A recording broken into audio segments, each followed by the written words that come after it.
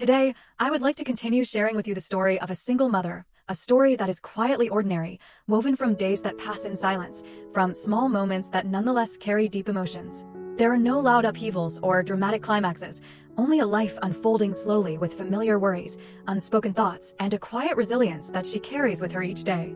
I hope that as you watch this video, you will find a touch of empathy, a bit of warmth, and perhaps see a reflection of yourself somewhere in this simple story. I truly hope you will take the time to listen and enjoy this video. That morning, the small garden behind the house was still blanketed in early mist. A thin veil of fog drifted lightly over each cluster of leaves, clinging to the tips of branches and settling close to the damp ground, still wet after days of relentless rain. Everything seemed wrapped in a soft haze, making the familiar garden suddenly feel quieter, gentler, as if its edges had softened. The air carried a faint chill, cool, fresh, and clear enough for one to sense each breath, each subtle movement, as though time itself had slowed compared to usual. Hong and Hick bent over the familiar garden beds, their manner calm and focused. Silently, they pulled weeds and gathered broken branches scattered after the long stretch of rain that had yet to be fully cleared. The soil was still moist, the grass supple. Dry twigs mixed with fallen leaves were picked up little by little. Their hands moved steadily, unhurried, without the need for many words, as if both were already accustomed to this rhythm, a slow, persistent, deeply ordinary rhythm. Each movement was gentle and careful, carrying the quiet patience of people who have long lived alongside nature and tasks that never truly come to an end. The stillness was striking, so quiet it felt as though one could hear the mist dissolving softly as the early sunlight began to filter into the garden. The light was still weak, just enough to thin the fog, to let the greens emerge more clearly, more tenderly. In that pause, only the faint, rhythmic sound of pruning shears could be heard, steady and subdued, like a subtle pulse beneath the morning. Woven into it were Hick's scattered reminders, very soft, very natural, telling Hong to remember to drink water, not to overexert herself. Those brief words were not meant to start a conversation, nor did they require a reply. They existed simply, just enough, like a habit formed from quiet care. And it was precisely this simplicity that made the morning garden feel warmer and more peaceful, a sense of calm that needed no name, quietly spreading between two people bending together in the early mist, sharing an entirely ordinary morning suddenly. A phone rang out, cutting clearly through the stillness of the early morning garden, like an offbeat sound unexpectedly intruding upon the gentle flow that had just been unfolding. It was not loud, yet in the prolonged quiet it became strikingly distinct, enough to make one startle. The sound interrupted the familiar steadiness of their hands, breaking the slow rhythm that Hong and Hick had unconsciously fallen into. The space, moments before so soft and unhurried, seemed to tremble briefly, like the smooth surface of water lightly touched by a small pebble. Hong lifted his head, his gaze pausing for a moment, as if he had not yet fully returned to reality. In that instant, he felt his heart tighten ever so slightly, unsure whether it was because of the sudden sound or a vague intuition rising within him. The sensation came quickly and passed just as fast, yet it was clear enough for him to notice. He looked down at the phone vibrating in his hand, the glow of the screen casting light across his face, still marked by quiet contemplation. A faint chill spread from his fingertips to his wrist, even though the air around him was still filled with the cool, refreshing mist of the morning. When he saw Hai's name appear on the screen, Hong's hand hesitated for a few seconds, as though his body needed a brief pause to absorb what his eyes had just seen. The pause was short, but long enough for him to feel his heartbeat slow for a moment, then suddenly quicken stronger and more distinct with each beat. Scattered thoughts flickered through his mind, forming and dissolving before they could take shape. He drew in a very light breath, almost soundless, as if to steady himself, to keep his emotions from spilling outward. Only then did he slowly raise his hand, touch the screen, and answer the call. The action seemed simple, yet it carried a feeling difficult to name, part apprehension, part caution, mixed with a subtle, undefined unease. All of it quietly settled into his chest, blending with the mist-filled air of the morning garden, signaling that the peace of moments before, though not entirely gone, had begun to shift into something else, before he could even say hello. Before Hong had time to steady himself and respond with a familiar word, Hai's voice burst through the line, rushing straight into his ear, urgent and breathless, leaving no space in between. The voice was unmistakably hoarse, breaking unevenly, as if the speaker were straining with all his strength to keep it from shattering in the midst of panic. In every word that spilled out, one could hear tightly restrained trembling, a fear being forced down yet still slipping through in quick breaths and an uncontrollable pace of speech. Hong, his name was the first thing spoken, incomplete, as if cut short by a gasp for air that hadn't yet settled. That single call alone was enough to make Hong's heart sink instantly. He felt a chill run down his spine, a vague but heavy premonition washing over him, as though even before hearing the full story, he already knew that what was coming would be far from ordinary, and that it might change everything in an instant. Tiu-san fell. As those words were spoken, Hai's voice dropped noticeably, each word landing slow and heavy, as though he himself had to push through their weight just to say them out loud. In the middle of the sentence, there was a very brief pause, so brief it might have gone unnoticed, yet long enough for the listener to sense that Hai was drawing in another breath, forcing himself to continue even as his throat tightened. The baby was born premature. The next sentence came out thinner, more fragile, nearly faltering halfway through, as if the speaker had not yet fully accepted the reality that had just crashed down. In Hai's voice now, there was not only panic, but also helplessness, a deep, quiet worry for lives that had suddenly become more fragile than ever. They're at the hospital. The final words were delivered more quickly, more urgently, like information that had to be said in full, but they were by no means lighter.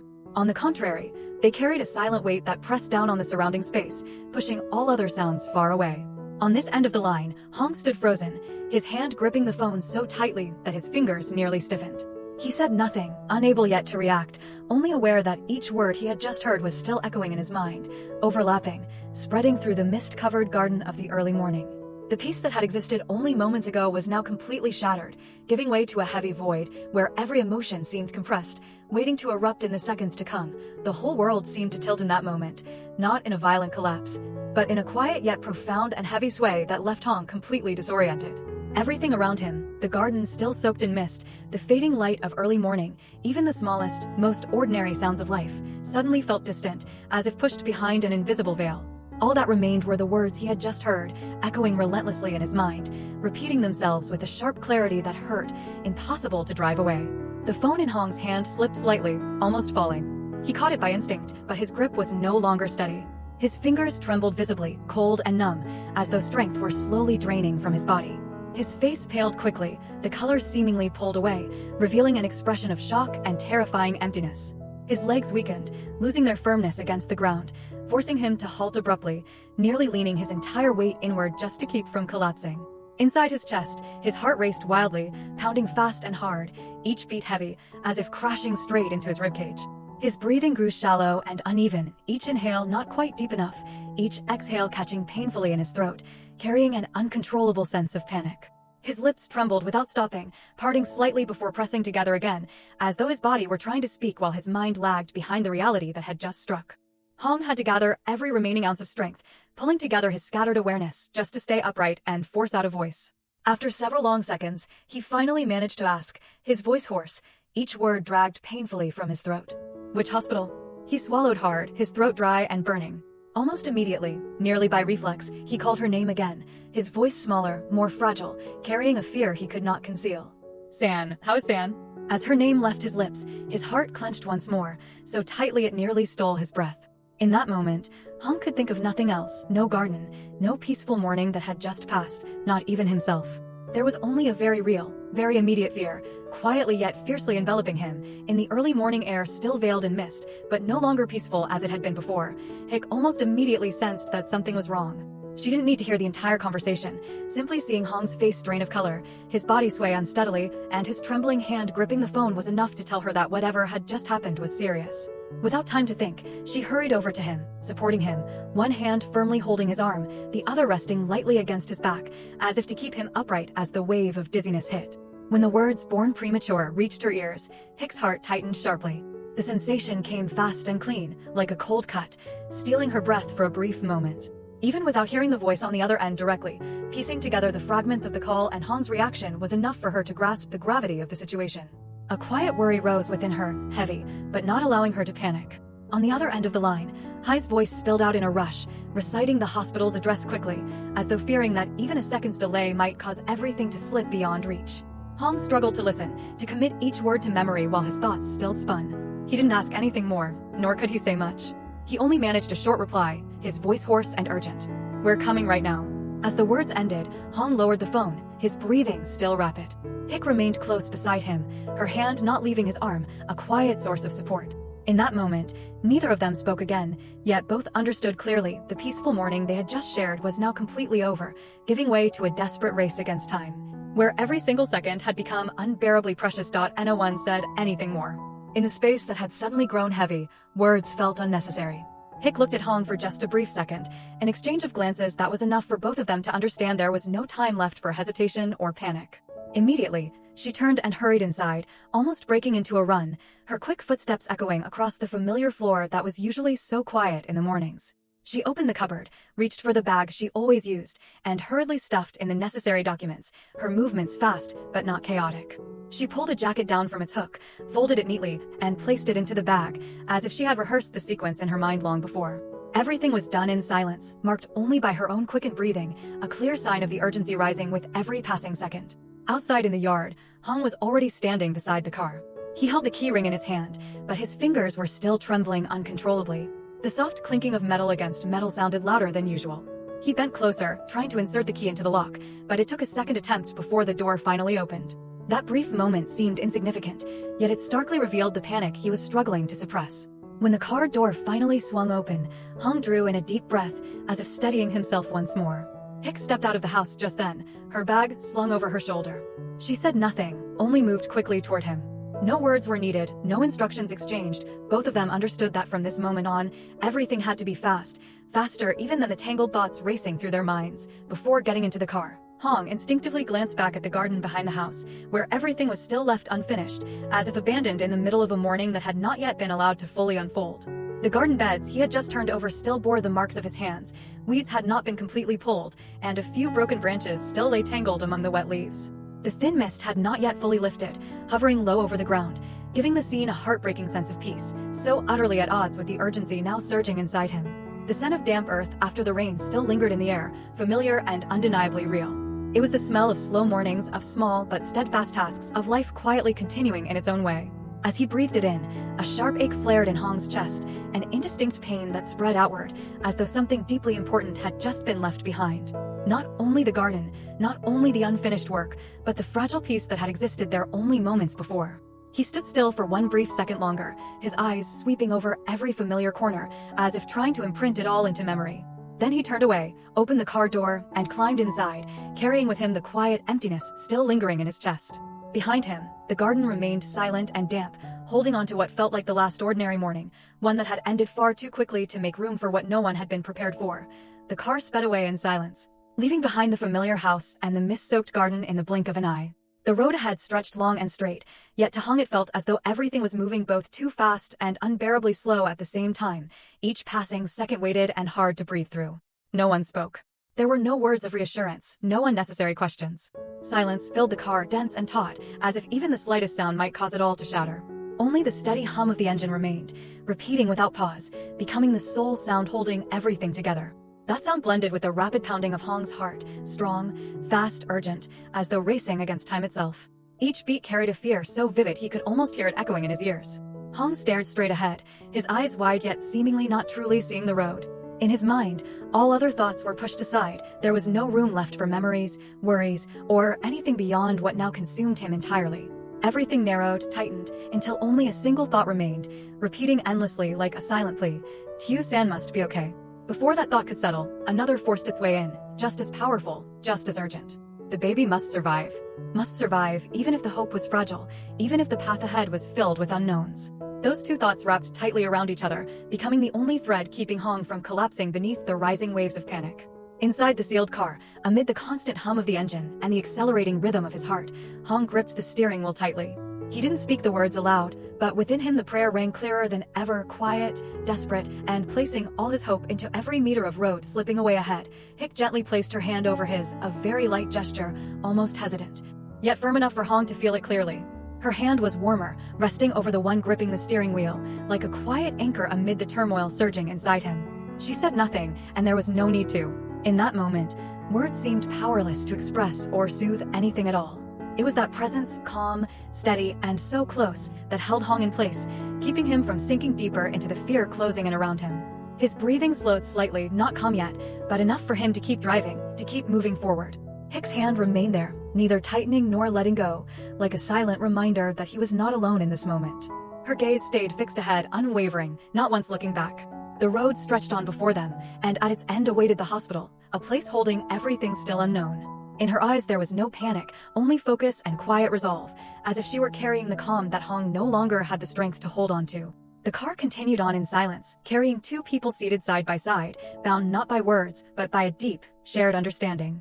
Amid the pounding hearts and unanswered fears, it was that hand, that gaze, that became a fragile yet steady support enough to keep Hong from collapsing before they reached where they needed to be. Images of Tusen kept rising relentlessly in Hong's mind, so vivid that he could neither stop them nor push them away. There was her familiar gentle smile, a smile never loud or radiant, yet always carrying its own quiet warmth, as if merely seeing it was enough to bring peace. Then came the image of her growing pregnant belly, cherished by the family through the smallest gestures, a hand resting lightly, watchful eyes, whispered reminders filled with care.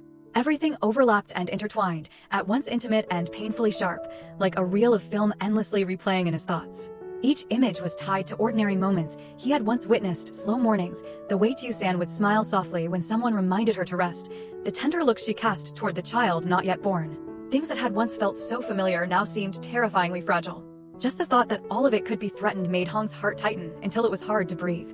When the realization flashed through his mind that his sister might now be suspended on the fragile line between life and death, his chest felt as though it were being crushed by an invisible force. The pain was not sharp, but heavy and deep, spreading through his chest until he could barely draw a full breath. It was not only the fear of loss, but also the overwhelming helplessness of an older brother, knowing that no matter how desperately he wished to, he could not take her pain upon himself, could do nothing more than drive as fast as possible toward the hospital. His hands clenched tighter around the steering wheel, his jaw set hard to keep his emotions from breaking free. In that moment, all Hong could do was pray, silently yet fiercely, that the gentle smile was still there, that the cherished pregnant belly would still be protected.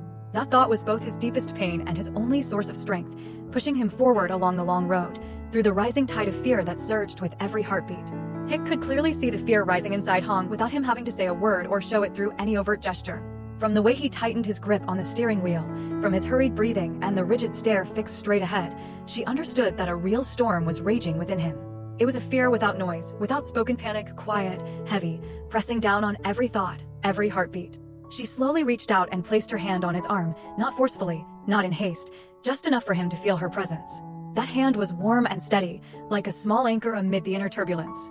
She neither squeezed nor withdrew it, simply leaving it there, letting Hong know he did not have to face everything alone.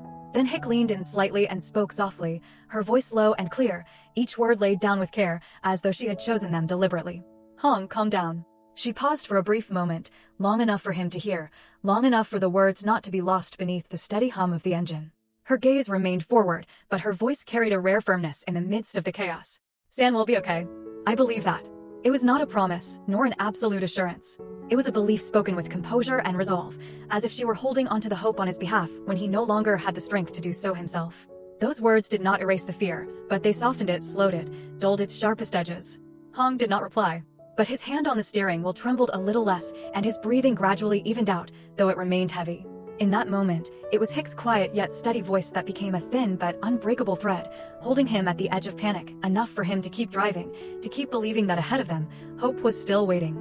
Hick gently turned her face toward the window, avoiding Hong's gaze, then slowly closed her eyes to hide the emotions rising within her. Her hands clasped together tightly, fingers interlacing and pressing lightly, an unconscious effort to steady herself as the worry spread through the sealed space of the car. She slowed her breathing, drawing it deeper and more evenly, though the tension in her chest remained, taut and unrelenting. In that quiet stretch of time, Hick began to pray in silence, not aloud, not with carefully formed words, but with wishes that surfaced straight from the depths of her heart. She prayed that Tusen would be strong enough to endure the danger closing in around her, that her exhausted body would continue to fight and not give in. She prayed that the baby would have enough strength to cling to this world, even if that strength was fragile, even if the hope was small and uncertain. And finally, she offered that prayer for Hong. She wished that he would remain steady enough not to collapse, clear-minded enough to keep moving forward, even as fear pressed heavily on every breath he took. She hoped he would not be swallowed by the weight of what he could not control, that he would hold on just long enough to reach the place where answers awaited them. The car continued to surge forward in silence. Amid the constant hum of the engine and the racing passage of time, that quiet prayer became her only anchor, holding all the faith and hope she could possibly offer in this fragile moment. Wrapping them gently around the two people beside her as they sped toward the unknown. The car had barely come to a stop in front of the hospital gates when Hong pushed the door open and rushed out, almost purely on instinct. The engine was still running, he didn't even think to turn it off. All he knew was that he had to get out, had to go inside as fast as possible. Every movement was hurried and disjointed, as though even a second's delay might allow something irreversible to happen. The harsh white lights from the emergency entrance spilled outward, glaring and cold, making him instinctively narrow his eyes. The familiar scent of disinfectant hit him at once, sharp, pungent, cutting straight into his chest. That single smell alone was enough to drag up a rush of old memories and buried fears, sending his heart pounding violently, so hard it nearly stole his breath. Amid the cold light and the heavy, oppressive air, Hong halted for a brief moment, no more than a heartbeat, before forcing himself forward again. His mind held no space for anything else now, only the hospital, only Tiu-san, and the tightening grip of panic closing around his heart with every beat. Through the frosted glass of the emergency room, Hong saw Tiu-san lying there, motionless. So small she seemed almost swallowed by the 4 lines, tubes, and cold medical equipment surrounding her. Her body looked more fragile than ever, her complexion frighteningly pale, as though all the familiar vitality had been drained away in a single moment. The harsh white lights pouring down made her face appear even more washed out and distant, utterly unlike the gentle smile that had stayed vivid in his mind throughout the entire drive. Hong stood frozen before the glass, unable to take another step forward, yet equally unable to turn away. All the sounds around him, the hurried footsteps, the urgent voices of doctors and nurses, even the steady beeping of machines beyond the glass, blurred into something unreal, as if they no longer belonged to the same world as he did. In that instant, the distance between him and Tiu-san was only a thin pane of glass, yet it felt unbearably vast, cruel enough to render him completely powerless. His heart clenched violently. A hollow, aching emptiness flooded his chest, as though something deep within him had collapsed beyond saving. Every fragile belief, every sliver of hope he had clung to along the long journey now wavered fiercely in the face of that image. He wanted to call her name, to rush inside, to touch that small hand and be certain she was still there, but his body would not move. In that moment, Hong understood with painful clarity it was not the machines, not the white lights, but the sight of Tiu-san lying so still between life and fragility that shattered everything inside him. He stood there, silent and helpless, as his greatest fear finally took shape, clear, ruthless, and leaving him no path to escape. He stood frozen right in front of the frosted glass, as if all the strength had been drained from his body in an instant. Hong's throat tightened painfully, dry and burning, to the point where he couldn't force out a single sound, even as emotions churned violently inside his chest. His breathing faltered, heavy, uneven, each inhale hurting as though something were blocking the air, refusing to let it fully reach his lungs. His legs gave slightly, losing their usual steadiness, and if not for a hand catching him in time, he might have collapsed right there. Hick moved in close at once, supporting him with both hands, as though she had anticipated this very moment. She gripped his hand, firm enough to pull him back into the present, to remind him that he was still standing, that he had not completely fallen apart yet. Hick's hand was warm and steady, becoming the only anchor amid the panic rising beyond control. She said nothing, and she didn't need to. Her presence alone, close, unwavering, unwilling to leave, was enough to hold Hong in place, to keep him from slipping deeper into the void opening before him. Under the cold white lights, surrounded by the sharp scent of disinfectant and the sight of Tiu-san lying motionless beyond the glass, Hong clung to that hand as if it were his last lifeline. In that fragile moment, Hick was not just someone standing beside him, she was the only place left where he could lean, the final support keeping him from completely breaking apart. Hai's voice came out choked and broken, as if every sentence had to force its way through a throat being tightly constricted. He didn't look directly at Hong, keeping his head lowered instead, his shoulders rigid as he struggled to keep his voice from shattering in that very moment. He said that Tiu-san had lost a great deal of blood. The words were spoken slowly and heavily, each one dropping with weight, making the air around them feel dense and suffocating. He paused for a brief second, drew in a deep breath, then continued, his voice now unmistakably hoarse. The premature baby had been taken straight to the intensive care unit, a place reserved for the most fragile lives, where they're held in this world by every means modern medicine can offer. When Hai spoke of the days ahead, his voice fell to almost a whisper, yet it carried a cruel heaviness. The coming days would be extremely dangerous. It was not a vague warning, but a stark, cold truth, spoken from the helplessness of someone who had already witnessed too much that lay beyond human control. Hong listened to every word, feeling as though his heart was being tightened inch by inch. He didn't ask anything more, nor did he know what he could possibly ask. Each sentence from Hai was like a slow cut, carving deeper into the fear already taking shape inside him. Beside him, Hick continued to hold his hand firmly, never letting go, as if afraid that the moment she released it, he would no longer have the strength to remain standing in the face of the reality now laid bare before them. The cost of treatment was immense, far greater than anything they had imagined while still on the road here. It wasn't just a single number being spoken aloud, but an entire chain of unavoidable expenses, advanced medical equipment, specialized medications, continuous interventions, and round-the-clock monitoring, 24 hours a day. Every element was essential, impossible to cut back, impossible to delay, because Tiu-san's life and the baby's now hung by a thread so fragile that even the slightest misstep could lead to irreversible consequences. The words were delivered evenly, without emotion, yet they weighed heavier than any display of panic. because they understood this was not merely a short battle to be endured, but a long stretch ahead, one that would demand strength, time, and resources they had never prepared for. Each day waiting in the future became a question mark, not only about health, but about how much endurance everyone standing here truly had. The road ahead revealed itself to be far longer and heavier than they had first believed. This was no longer a matter of a few tense hours of waiting, nor just life and death moments confined to the emergency room. It was a drawn-out journey, where patience would be tested day after day, where hope would have to be held together by sheer will, and where every step forward carried mounting pressure. In the cold hospital corridor, beneath the unchanging white lights, they stood there with absolute clarity. From this moment on, nothing would be easy anymore. But no matter how long or heavy the path ahead might be, they had already stepped onto it, and none of them had the option to turn back. Hong slowly lifted his head. The panic from moments before was still there, but it no longer consumed him as it had. It receded slightly, making room for a growing firmness, the firmness of an older brother forced to shoulder the heaviest burden. His gaze no longer wavered, even though fatigue and fear still lingered behind it, unresolved. He drew in a deep breath, enough to steady his voice. When he spoke, his tone was low and firm, not loud, but clear enough for everyone nearby to hear. "I'll take care of the money." He paused for a very brief moment, as if reaffirming the decision to himself. Then he continued, slowly yet resolutely. "No matter how." It was not a showy promise, nor an impulsive declaration. It was a decision made in the instant he understood there was no other choice. Beneath the cold white lights of the hospital, those words sounded like a line drawn between fear and responsibility, between helplessness and resolve. From that moment on, Hong no longer allowed himself to hesitate. He chose to stand firm, to become the support for Tu San, for the baby, and for everyone who was placing their trust in him. That night, when the hospital corridor had grown quiet, when the white lights stretched into weary streaks across the cold floor, Hick quietly stepped up beside Hong. She didn't speak right away. From her handbag, she took out a small box, old, yet carefully kept, the place where she had stored all the savings she had set aside over the years. She opened the box slowly, as though each movement carried a decision she had contemplated long before this moment. Inside were neatly arranged bills, not a large sum, but money filled with thrift, patience, and unspoken personal plans. Hick did not hesitate. She placed the box into Hong's hands, her touch firm and warm, enough for him to feel both her presence and her resolve. She looked at him, her gaze calm yet deep, without reluctance or regret. When she spoke, her voice was gentle, but resolute in a way that allowed no refusal. "Save San and the baby first." Just one short sentence, yet it held everything that mattered most right now. No mention of money. No talk of tomorrow. No need for promises of repayment. In that moment, to Hick, everything else could be set aside, only life could not wait. Hong looked down at the box in his hands, his throat tightening once more. He understood that this was not merely money, but trust, unconditional support given without hesitation.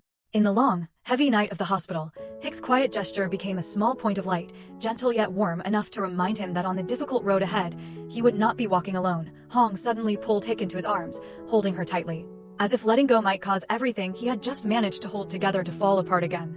This time, he no longer had the strength to keep himself contained. His shoulders trembled slightly, and at last, the tears quietly fell, not loud, not broken by sobs, but heavy all the same. These were not tears of weakness. They were tears of profound gratitude, born from the realization that he was not alone on a path that felt almost impossible to endure. They were tears of ache and remorse, as he understood that the woman standing before him was willing to set everything aside to shoulder this burden with him, without demands, without promises, without guarantees. And more than anything, they were tears of clear, undeniable understanding that in the harshest moment of his life, he had not chosen the wrong person to trust and lean on. Hick said nothing. She simply wrapped her arms around him and held him tighter, letting him cry. The silence between them was no longer heavy. It softened, becoming a necessary pause where two people could lean into one another and remain standing. In the long night of the hospital, beneath the cold white lights and the worries still waiting ahead, that embrace became a rare refuge, a place where Hong could release his burden for a brief moment, and where inside the small house, the two of them sat close together, leaning against one another in silence, as if even the slightest distance might make everything feel too fragile. No one spoke. The silence was not empty, but filled with unspoken thoughts, worries without answers, and the exhaustion left behind after a long day stretched thin by fear and waiting. The warmth from one shoulder passed quietly to the other, subtle yet enough to remind them that they were still here, still beside each other. Outside, night settled in gently. Not loud, not hurried. Darkness spread over the roof, across the small yard, wrapping everything in a rare softness, as though it too were trying not to startle anyone. The city gradually sank into stillness, with only a few distant sounds rising briefly before fading away. And within them, a fragile yet persistent prayer continued to exist in silence. Unspoken, without a clear form, only hope held tightly with whatever patience remained. Though weary, though anxious, they still believed that this prayer had not gone out. It was still there, small but resilient, staying with them through the long night, waiting for a gentler morning ahead. Both of them understood that from here on, they would move forward together, leaving no one behind. Hello mọi người. Bây giờ thì mình đang trong quá trình làm video. Video xong thì mình sẽ đặt tên video. Tên video đặt chưa đây? Tên video mình đã đặt rồi, bây giờ mình chỉnh sửa nữa thôi.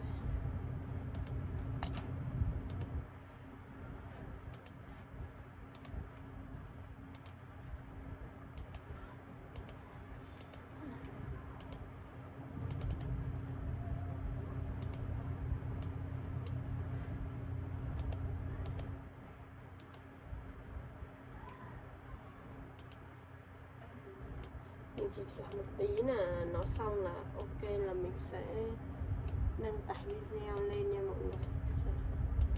In James's eyes was a... Cảm ơn mọi người rất là nhiều. Hẹn gặp lại mọi người ở video sau.